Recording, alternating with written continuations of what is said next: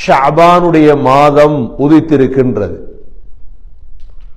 ஷஅபானுடைய மாதம் இதை அடுத்து வரக்கூடியதுதான் ரமதானுடைய மாதம்.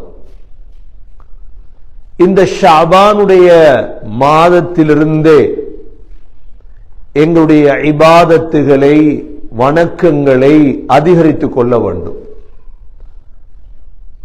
கண்ணியமிக்க சகோதரர்களே, அல்லாஹ் சுப்ஹானஹு வ தஆலா முஹம்மது ஸல்லல்லாஹு அலைஹி வஸல்லம் அவர்களை இந்த உலகத்துக்கு அனுப்பி ஒரு வழிகாட்டியாக அல்லாஹ் வாழ வைத்தார்.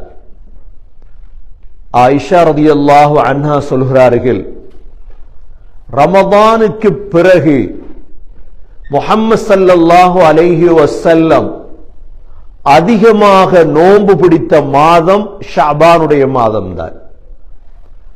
ரமலான் பூர்த்தியாக ஒரு மாதம் நோன்பு பிடிப்பார்கள்.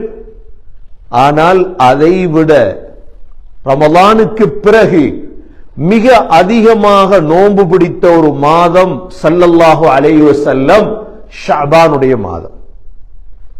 அதனால் சகோதரர்களே, அதிகமாக நோன்பு பிடிக்க வேண்டும்.